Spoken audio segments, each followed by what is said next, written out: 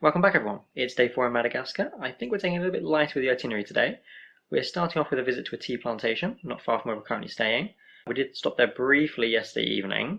On the way to our next hotel, we stopped off at a tea plantation, and all of those fields for miles is just tea.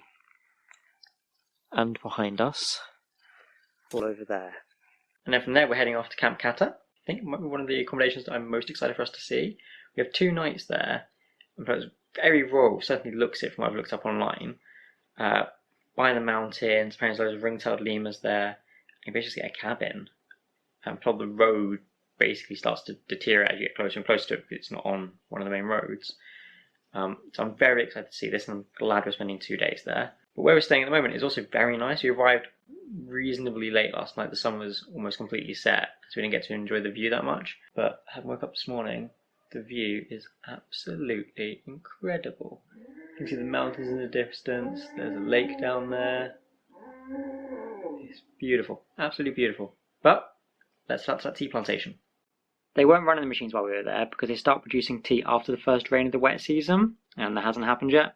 But one of the staff showed us the machines and talked us through the 4 stages of tea production, showing us the machines that dry the tea leaves, then begin grinding them.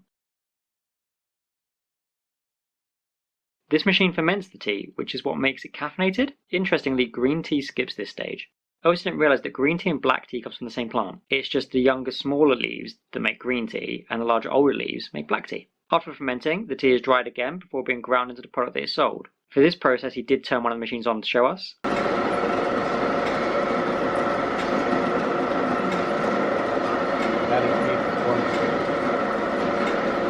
The green tea gets ground into 1 size, but the black tea gets ground into 5 sizes, and this affects its taste.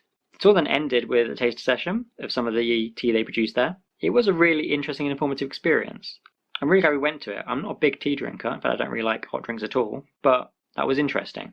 Future Darren here. So in yesterday's vlog at Ramanathan National Park, I was very invested in the day. So invested that I forgot to drink very much. When it came to the early hours of what is this vlog's morning, I became severely dehydrated. I was being sick. That is why today has been a shorter day with just the tea plantation. A lot of activities we didn't do because I had to recover. Shout out to the LAC hotel staff who helped out immensely with teas that are meant to help with this sort of thing. Obviously I did get better, did go out. It seems not drinking is something I'm good at, especially in hot climates when I'm massively invested in nature and rainforests and things. Because this happened on my last trip to Madagascar as well, although not as bad. This is Darren dying in the Madagascar rainforest. But because I was unwell, there were a few things I forgot to say during the day, so I'm adding those in here. First is Sahambavy Tea Plantation, which is the one we're at, is the only tea plantation in Madagascar. So if you go anywhere and buy Madagascan tea, it's from here. The company also pays for the schooling of all of their employees' children, which is absolutely beautiful. And when it came to the taster session, Anna said she loved it. She got some to bring back. I got some for my dad as a gift. He's an avid tea drinker and loved it as well. So if you do get a chance to try Madagascan tea, give it a go. And then as we were leaving, we were stopped by a German lady who had moved to Madagascar. And she had set up a sewing workshop for the local women to be employed in. So there's not much work in the area. And this means they can get steady income each month. So we had a little look around there and brought a couple of gifts as well. I spent most of the trip between the tea plantation and Camp Kata sleeping. I still wasn't feeling great, but I meant I missed some interesting events. So it turns out our guide Tristan had wanted us to leave a bit earlier, travel while it was still light. The area we're heading to is famed for bandits, and actually at one point in the trip we were stopped. Again, I was sleeping through this, I've just been told this story, by police who were wondering where we were going, making sure we were safe and things. And Anna got a little bit worried because one of the policemen was did that, which obviously in our culture, oh god, someone's being killed or getting murdered. No, I think if I'm correct in what I was told, he was just a bit thirsty and his throat was dry. He wanted a drink. But yeah, there was some concern about bandits on the trip.